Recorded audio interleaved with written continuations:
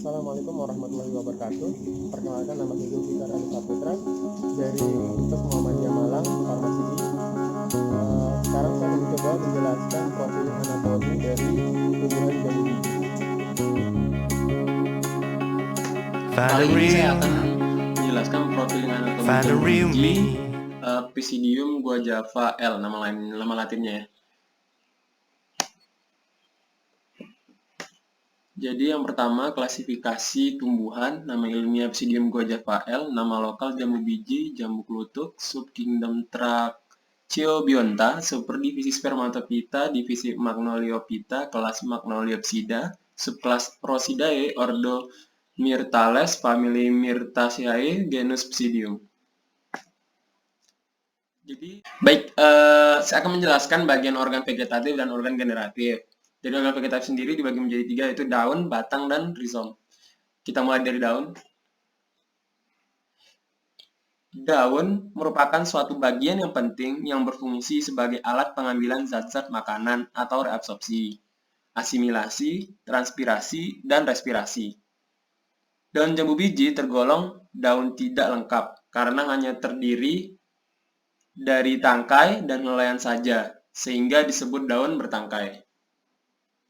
Yang selanjutnya ada batang. Batang, tumbuhan biji pada umumnya memiliki batang yang di bagian bawahnya lebih besar dan ke ujung semakin mengecil, sehingga batangnya dapat dipandang sebagai suatu kerucut atau limas yang amat memanjang dan mempunyai percabangan. Batang pada jambu biji berkayu dan permukaan licin dapat dilihat dengan lepasnya kerak atau kulit yang mati. Nanti pada batang akan kami sediakan gambarnya. Jadi arah tumbuhan batang untuk jambu biji sendiri tegak lurus atau erectus. Jambu biji memiliki cabang yang sirung pendek, yaitu cabang kecil dengan ruas-ruas pendek yang selain mendukung daun juga mendukung bunga dan buah. Yang selanjutnya ada rizoma.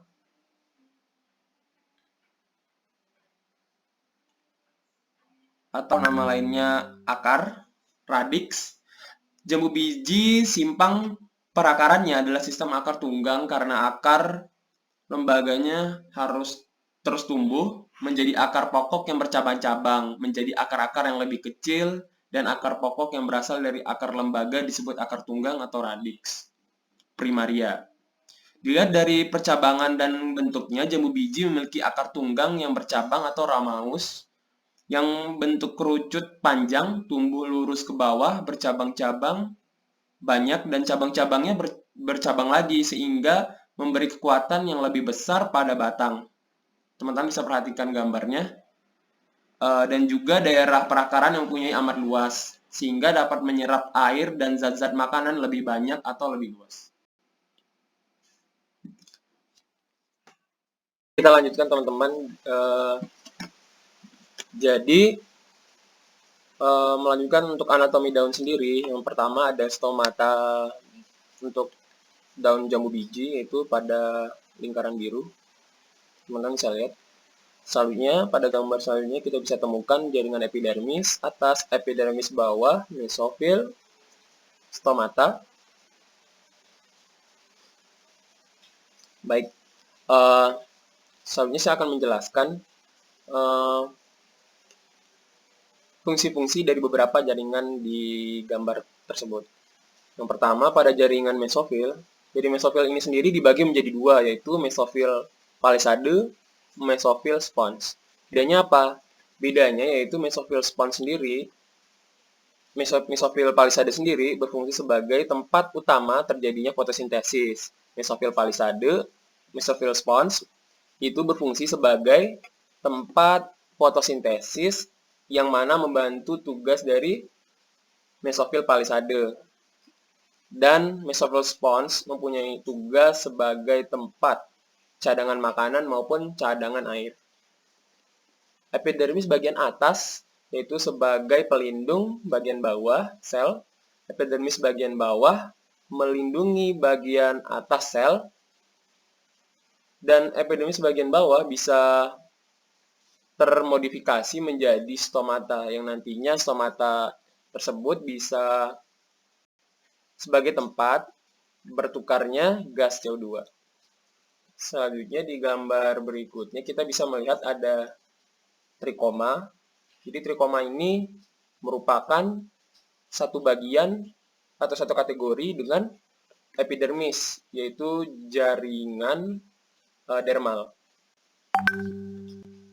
Untuk sclereid itu merupakan jaringan yang telah terdiferensiasi. Xilem phloem merupakan jaringan pengangkut. Kita lanjut ke bagian struktur dari daun. Yang pertama ada helaian daun, tulang daun, tangkai daun, dan apex daun, yaitu bagian ujung tumpul ya.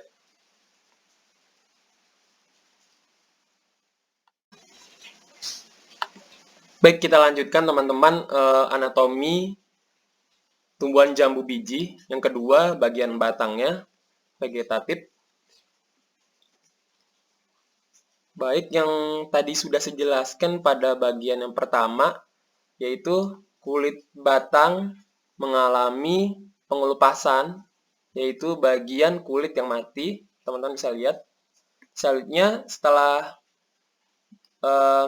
irisan penampang dari batang, kita bisa melihat ada phloem, xilem, cambium, rambut batang, epidermis, cortex, maupun cambium itu sendiri.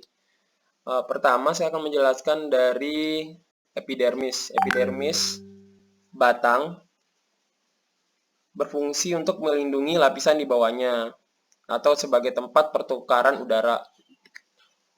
Cortex batang berfungsi untuk berlangsungnya pertukaran gas dan sebagai berperan dalam penyimpanan amilum. Untuk xilem dan phloem, di sini termaksud jaringan transportasi yang mana mengangkut unsur zat hara maupun mineral. Dan beberapa jaringan dasar seperti jaringan parenkim. Baik teman-teman, kita akan melanjutkan pembahasan pada anatomi bagian akar vegetatif dari tumbuhan jambu biji. Jadi akar sendiri di sini terdapat epidermis, silinder pusat, mempelur, ada cambium, cortex, epidermis juga tadi, rambut akar ya. Ada akar sekunder, akar primer, maupun serabut akar, serta jaringan pengangkut xilem phloem ya. Jadi, saya mulai menjelaskan pada bagian epidermis. Jaringan epidermis itu jaringan akar yang terdiri dari satu lapisan sel.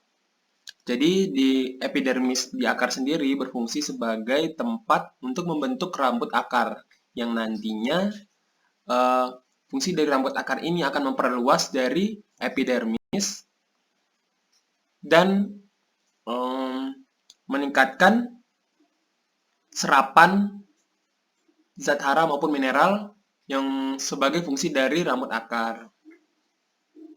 Terus di silinder pusat sendiri terbentuk pada berkas-berkas pengangkutan dan beberapa jaringan lain.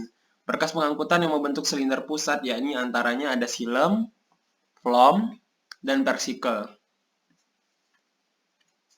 Pada tumbuhan dikotil, silinder pusat ini mempunyai lapisan yang berada di cambium. Ini cambium. Fungsi lapisan cambium yang berarah keluar sebagai mempunyai bentuk pada bagian kulit, sedangkan yang berarah ke dalam berbentuk pada bagian kayu. Terus bedanya dengan akar primer dan sekunder ini, yaitu akar primer itu akan terus tumbuh, membesar, dan memanjang. Akar primer menjadi akar pokok yang menopang, sedangkan akar sekunder adalah akar yang tumbuh dari akar lain, atau nama lainnya akar cabang.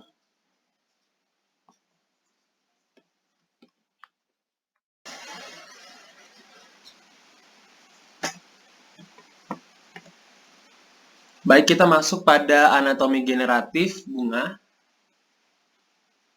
Yaitu yang pertama bunga, teman-teman bisa lihat gambarnya dulu. Ya, pada bunga bagian A yaitu merupakan tangkai bunga, yang B merupakan bakal buah, C merupakan kelopak, D merupakan mahkota, E merupakan tangkai sari, dan F adalah kepala putik. Bunga dari tumbuhan jambu biji terdiri dari kelopak dan mahkota yang masing-masing terdiri dari 4-5 daun berkelopak, dan sejumlah daun mahkota yang sama dan tidak merapat memiliki benang sari yang banyak dan berkelopak. Berhadapan dengan daun-daun mahkota memiliki tangkai sari dengan warna yang cerah, bakal buah tenggelam, dan mempunyai satu tangkai putik. Bunga pada jambu biji tunggal terletak di ketiak daun bertangkai. Pembungaan terdiri 1-3 bunga, panjang tangkai bunga 2 cm sampai 4 cm. Bunga banci dengan hiasan bunga yang jelas dapat dibedakan dalam kelopak dan mahkota bunga. Actinomorph atau zygomorph berbilang 4. Daun mahkota bulat, telur berbalik, panjang 1-2 cm, putih dan mudah rontok. Benang sari pada tonjolan dasar bunga berbulu putih, pipi dan lebar seperti halnya tangkai putik berwarna seperti mantega. Tabung kelopak berbentuk lonceng atau bentuk corong panjang 0,5 cm, pinggiran rontok, tapi kelopak sebelum mekar berlekatan menjadi bentuk cawan, kemudian membentuk menjadi 2-5 tajuk yang tidak sama, warna hijau kekuningan, bakal buah tenggelam dengan 1-8 bakal biji tiap ruang. Selanjutnya ada buah atau fruktus, namanya fruktus itu gak buah. Buah dari jambu biji memiliki sebuah buah sejati tunggal, artinya buah ini terjadi dari satu bunga dengan satu bakal buah saja dan memiliki lebih dari satu biji. Jambu biji memiliki dalam buah termaksud dalam buah sejati tunggal yang berdaging atau cornosus dan bentuk buahnya bulat. Teman-teman bisa lihat, jadi kalau jambu biji ini memiliki bisa menghasilkan satu bakal bunga akan menghasilkan satu bakal buah dan memiliki lebih dari satu bakal biji. Biji semen atau jambu biji memiliki banyak biji dan terdapat pada daging buahnya. Nama lainnya biji itu semen. Di biji terdapat beberapa struktur yaitu ektodem, mesodem, dan endodem.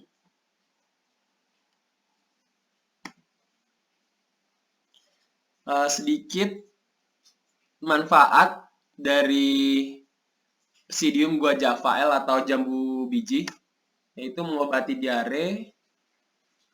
Tanaman jambu biji memiliki astrigen, zat kimia yang menyusutkan jaringan tubuh, terus dapat mengobati batuk dan flu, karena bila dimakan mentah atau buah yang masih mentah yang dibuat jus dipercaya secara turun-temurun sebagai obat mengatasi batuk flu. Ramuan ini bekerja dengan cara mengurangi pembentukan lendir serta membuat saluran pernapasan bebas infeksi.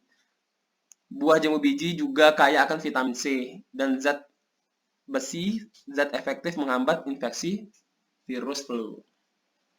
Yang ketiga ada merawat kulit, mencegah sembelit. Kandungan astrigen dalam jambu biji akan meningkatkan tekstur kulit dan mengencangkan kulit yang mulai kendur. Bukan hanya itu, jambu biji juga mengandung vitamin A, C, dan potasium yang memiliki fungsi sebagai antioksidan. Selanjutnya ada diabetes. Diabetes sendiri menurut penelitian dilakukan para ahli, baik buah dan daun jambu bijinya bisa menurunkan kadar gula darah sehingga bisa dijadikan herbal untuk diabetes. Jambu biji juga meningkatkan produksi hormon insulin. Fungsi dari insulin sebagai hormon yang berfungsi merubah gula dalam darah menjadi gula otot sehingga tidak ada kelebihan gula darah dalam sel. Terus yang terakhir ada menurunkan berat badan. Buah ini memiliki komponen yang diperlukan untuk menurunkan berat badan, misalnya berat protein, vitamin. Buah ini juga bisa membuat perut terasa kenyang dengan cepat. Mungkin sekian dari presentasi saya.